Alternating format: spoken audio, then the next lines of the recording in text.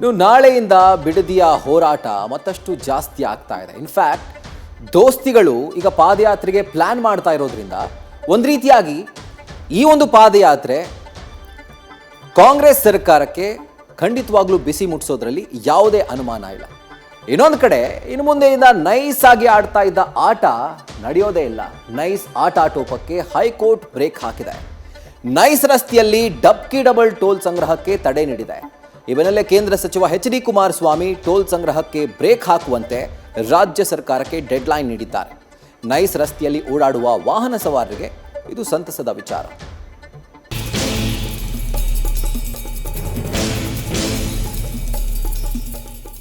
Nice Nandi infrastructure corridor enterprises road Bengaluru ನಗರದ ಅತ್ಯಂತ ಪ್ರಮುಖ ಕಾರ್ಯತಂತ್ರದ ಹಾಗೂ ವಿವಾದಾತ್ಮಕ ಖಾಸಗಿ ಟೋಲ್ ಎಕ್ಸ್‌ಪ್ರೆಸ್ ವೇ.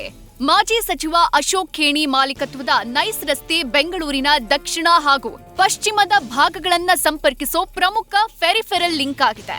ಆದ್ರೆ ನೈಸ್ ನಿರ್ಮಾಣದಿಂದ ಇಲ್ಲಿವರೆಗೂ ವಿವಾದಗಳಿಂದಲೇ ಸದ್ದು ಮಾಡ್ತಿದ್ದ ನೈಸ್ ಸಂಚಾರಕ್ಕೆ ಸಂಚಕಾರ ಬಂದಿದೆ. ನೈಸ್ ರಸ್ತೆಯಲ್ಲೇ ಟೋಲ್ ಸಂಗ್ರಹ ನಿಲ್ಲಿಸಲು ಹೈಕೋರ್ಟ್ ಆದೇಶ. ಟೋಲ್ಗೆ ಬ್ರೇಕ್ ಹಾಕುವಂತೆ ಕೇಂದ್ರ ಸಚಿವ ಎಚ್.ಡಿ.ಕೆ ಡೆಡ್ಲೈನ್. ಎಸ್, ನೈಸ್ ಯೋಜನೆಯನ್ನ ರಾಜ್ಯದ ಅತಿ ದೊಡ್ಡ ಭೂ ಹಗರಣ ಅಂತ ಹೈಕೋರ್ಟ್ ಛೀಮಾರಿ ಹಾಕಿದೆ. ಕಳೆದ ಜುಲೈ 29ರಂದು ತೀರ್ಪು ನೀಡಿದ್ದು ನೈಸ್ ಕಂಪನಿಯ ಭೂಸ್ವಾಧೀನ ಪ್ರಕ್ರಿಯೆಗಳನ್ನ ರದ್ದುಗೊಳಿಸಿದೆ. ನೈಸ್ ರಸ್ತೆಯಲ್ಲಿ ಟೋಲ್ ಸಂಗ್ರಹ ನಿಲ್ಲಿಸುವಂತೆ ಆದೇಶ ಕೊಟ್ಟಿದೆ. ಈ ಬೆನ್ನಲ್ಲೇ ಕೋರ್ಟ್ನ ಈ ಗಂಭೀರ ತೀರ್ಪನ್ನ ಆಧರಿಸಿ ನೈಸ್ ರಸ್ತೆಯ ಟೋಲ್ ಸಂಗ್ರಹವನ್ನ ತಕ್ಷಣ ನಿಲ್ಲಿಸಬೇಕು ಅಂತ ಕೇಂದ್ರ ಸಚಿವ ಎಚ್.ಡಿ. ಕುಮಾರಸ್ವಾಮಿ ರಾಜ್ಯ ಸರ್ಕಾರಕ್ಕೆ 10 ದಿನಗಳ ಅಂತಿಮ ಡೆಡ್ಲೈನ್ ಕೊಟ್ಟಿದ್ದಾರೆ. ಇಲ್ಲದಿದ್ದೇ ಉಗ್ರ ಹೋರಾಟ ಮಾಡುವುದಾಗಿ ಎಚ್ಚರಿಕೆ ಕೊಟ್ಟಿದ್ದಾರೆ. ಈ ಬಗ್ಗೆ ಸಿಎಂ ಡಿಕೆಶಿಗೂ ಪತ್ರ ಬರೆಯಲಿರೋ ಎಚ್.ಡಿ.ಕೆ ವಾಹನ ಸವಾರರು ಕೂಡ ಇನ್ಮುಂದೆ ಟೋಲ್ ಪಾವತಿಸಬಾರದು ಅಂತ ಮನವಿ ಮಾಡಿದ್ದಾರೆ. ಟೋಲ್ನ ಇವತ್ತೇನು ಕಲೆಕ್ಟ್ ಮಾಡ್ತಾ ಇದ್ದಾರೆ ನಿಲ್ಲಿಸಬೇಕು ಅಂತ ಹೇಳಿ ಇಲ್ಲಿಗೆಲ್ಲ ಮಾಡ್ತಾ ಇದ್ದಾರೆ. ಇವತ್ತು ಟೋಲ್ ನಿಲ್ಲಿಸಬೇಕು ಅಂತಕ್ಕಂಥದ್ದನ್ನು ಅದಕ್ಕೆ ಮಾಡ್ತಕ್ಕಂಥದ್ದನ್ನು ಹೇಳ್ತಾ ಇದ್ದಾರೆ. ಸರ್ಕಾರಕ್ಕೆ ಒಂದು ಲೆಟರ್ ಬರೀತೀನಿ, ಇವತ್ತು ನಿಮ್ಮ ಮುಂದೆ ಹೇಳ್ತಾ ಇದ್ದೇನೆ. ಇದೆಲ್ಲವನ್ನು ಇಟ್ಟು ಈ ಸರ್ಕಾರಕ್ಕೆ ಒಂದು ಗಡುವು ಕೊಡಬೇಕು ಅಂತ ನಿರ್ಧಾರ ಮಾಡಿದ್ದೇವೆ. ಇನ್ನೆಷ್ಟು ವರ್ಷ ಈ ರೀತಿ ರಾಜ್ಯ ಲೂಟಿ ಆಗಬೇಕು? ಇಲ್ಲಿಗೆಲ್ಲಾಗಿ ಟೋಲ್ ಕಲೆಕ್ಟ್ ಮಾಡ್ತಾ ಇರೋದಕ್ಕೆ, ಸ್ಮಶಾನಗಳನ್ನು ಇವತ್ತು ಲ್ಯಾಂಡ್ ಡೆವಲಪರ್ಗೆ ಮಾರಿರೋದಕ್ಕೆ, ಕೆರೆ ಕಟ್ಟೆ ನುಂಗಾಕಿರೋದಕ್ಕೆ ಏನಪ್ಪ ಆ್ಯಕ್ಷನ್ ತಗೋತೀರಿ? ಉತ್ತರ ಕೊಡಿ. ಇದಕ್ಕೆ ಉತ್ತರ ಯಾವಾಗ ಕೊಡ್ತೀರಿ? ಮುಖ್ಯಮಂತ್ರಿಗಳು ಏನು ಭಾಳ ₹1 ಯಾರಾದರೂ ಅಧಿಕಾರಿಗಳು ಲಂಚ ಕೇಳಿದ್ರೆ ಫೋನ್ ಮಾಡಿ, ನನಗೆ ಫೋನ್ ಮಾಡಿ. ಇನ್ನು ಮುಂದುವರೆದು ಮಾತನಾಡಿರೋ ಕುಮಾರಸ್ವಾಮಿ, ನೈಸ್ ಕಂಪನಿಯವರು ದೇಶದ ಸಂವಿಧಾನವನ್ನ ದಾರಿ ತಪ್ಪಿಸಿ ಹಲವು ತೀರ್ಪು ಪಡೆದುಕೊಂಡಿದ್ರು. ಇದರ ವಿರುದ್ಧ ದೇವೇಗೌಡರು ಹಾಗೂ ಜೆಡಿಎಸ್ ಹೋರಾಟ ಮಾಡಿದ್ದೇವೆ. ನೈಸ್ ಆಗಿ ಹಗಲು ದರೋಡೆ ಮಾಡ್ತಿದ್ರು, ಸರ್ಕಾರ ಯಾಕೆ ಮೌನ ಆಗಿದೆ? ಇಲ್ಲಿವರೆಗೂ ಸಂಗ್ರಹ ಮಾಡಿರೋ ಟೋಲ್ ಹಣ ಅಕ್ರಮ ಅಂತ ಸಿಡಿದಿದ್ದಾರೆ. ನಿರಂತರವಾಗಿ ನಾವು ಹೋರಾಟ ಮಾಡೋದು. ಅದಕ್ಕೆ ದೇವೇಗೌಡರು ಪಡೆದಂಥ ಪ್ರತಿಫಲ, ಒಬ್ಬ ಮಾಜಿ ಪ್ರಧಾನಮಂತ್ರಿ 3 ಕೋಟಿ ದುಡ್ಡನ್ನು ಕಟ್ಟಬೇಕು ಆ ಒಂದು ಕಂಪನಿಯ ಯೋಜನೆಗೆ ಅಡ್ಡ ಮಾಡ್ತಾ ಇದ್ದಾರೆ ಅಂತೇಳಿ 3 ಕೋಟಿ ಕಟ್ಟಬೇಕು ಅಂತಕ್ಕಂಥ ಒಂದು ಹೊರೆ ಅವ್ರ ಮೇಲೆ ಹಾಕಿದ್ರು. ಇದು ಈ ರಾಜ್ಯ ಯಾವ ರೀತಿ ನಡ್ಕೊಂಡು ಬಂದಿದೆ ಅನ್ನೋದಕ್ಕೆ. ಈ ಕಂಪನಿಯ ಜೊತೆಯಲ್ಲಿ ಸರ್ಕಾರ ಯಾತಕ್ಕೆ ಮೌನಿಕ ಶರಣಾಗಿದ್ದಾರೆ ಹೇಳ್ತಾರೆ.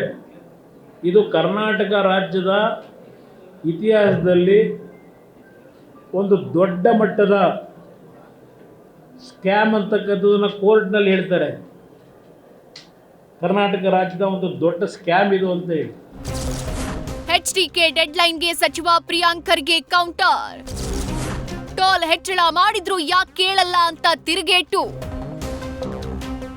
ಇನ್ನು ನೈಸ್ ಟೋಲ್ ನಿಲ್ಲಿಸುವಂತೆ ಎಚ್.ಡಿ.ಕೆ ನೀಡಿರೋ ಡೆಡ್ಲೈನ್ಗೆ ಸಚಿವ ಪ್ರಿಯಾಂಕ್ ಖರ್ಗೆ ಕೌಂಟರ್ ಅಟ್ಯಾಕ್ ಮಾಡಿದ್ದಾರೆ. ಬಿಎಂಆರ್ಸಿಎಲ್ ಮೆಟ್ರೋದಲ್ಲಿ ₹1 ಜಾಸ್ತಿ ಮಾಡಿದ್ರು ಬಿಜೆಪಿಯವರು ಪ್ರತಿಭಟನೆ ಮಾಡ್ತಾರೆ. ಎನ್ಎಚ್ಎಐ ಟೋಲ್ಗಳಲ್ಲಿ ದರ ಹೆಚ್ಚಳ ಮಾಡಿದ್ರು ಯಾಕೆ ಕೇಳಲ್ಲ? ಖಾಲಿ ಟ್ರಂಕ್ಗಳೀಗ ಎಲ್ಲಿದ್ದಾರೆ ಅಂತ ಪಂಚ್ ಕೊಟ್ಟಿದ್ದಾರೆ.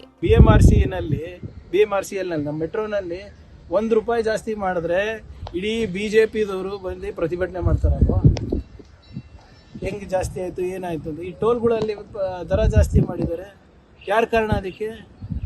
ಎಲ್ಲಿದ್ದಾರೆ ಖಾಲಿ ಟ್ರಂಕ್ಗಳು? ಇವಾಗ ಎಲ್ಲಿ ಪ್ರತಿಭಟನೆ ಮಾಡ್ತಾ ಇದ್ದಾರೆ? Sir, why are you asking me central government question? ನೀವು ಹಿಂಗೆ ಕೇಳ್ತೀರಾ BJP, ನಾನು ಉತ್ತರ ಕೊಡ್ತೀನಿ, ಮತ್ತು BJP ಅವರು ಸಂಬಂಧಪಟ್ಟ ವಿಷಯಕ್ಕೆ ಮಾತಾಡ್ತೀರಾ ಅಂತಾರೆ. ಅವ್ರಿಗೆ ಕೇಳಿ ಸರ್, ಟೋಲ್ ಇರೋದು ಯಾರ್ದು? NHA ಯಾರ ಅಂಡರ್ ಬರೋದು? ನಮ್ಮ BJP MP-ಗಳಿಗೂ ಪ್ರಶ್ನೆಗಳು ಕೇಳಿ, ಎಲ್ಲ ಪ್ರಶ್ನೆಗಳು ನನಗೆ ಕೇಳ್ತಿರಲ್ಲ. ಒಟ್ಟಾರೆ ವಾಹನ ಸವಾರರು ರೋಡ್ ಟ್ಯಾಕ್ಸ್ ಕಟ್ತಾರೆ, ಇನ್ಶೂರೆನ್ಸ್ ಕಟ್ತಾರೆ, ಇತರೆ ಎಲ್ಲ ಟ್ಯಾಕ್ಸ್ ಗಳನ್ನ ಪಾವತಿಸುತ್ತಿದ್ದಾರೆ. ಹೀಗಿದ್ರೂ ರಸ್ತೆಗಳ ಅಭಿವೃದ್ಧಿ ನೆಪದಲ್ಲಿ ಎಲ್ಲೆಡೆ ಟೋಲ್ ಸಂಗ್ರಹ ಮಾಡಲಾಗ್ತಿದೆ. ನೈಸ್ ಒಂದೇ ಅಲ್ಲ, NHAI ಟೋಲ್ಗಳಲ್ಲೂ ಮನಬಂದಂತೆ ಹಗಲು ದರೋಡೆ ನಡೆಸಲಾಗ್ತಿದೆ. ಈ ಹಗಲು ದರೋಡೆ ವಿರುದ್ಧ ರಾಜಕಾರಣಿಗಳು, ಸಾರ್ವಜನಿಕರು ಈಗಲಾದ್ರೂ ಪ್ರಖರ ಧ್ವನಿ ಎತ್ತಬೇಕಿದೆ. Manjunath, political bureau, news first. News first ನಿರ್ಭೀತಿಯಿಂದ ನಿಮ್ಮ ಪರವಾಗಿ.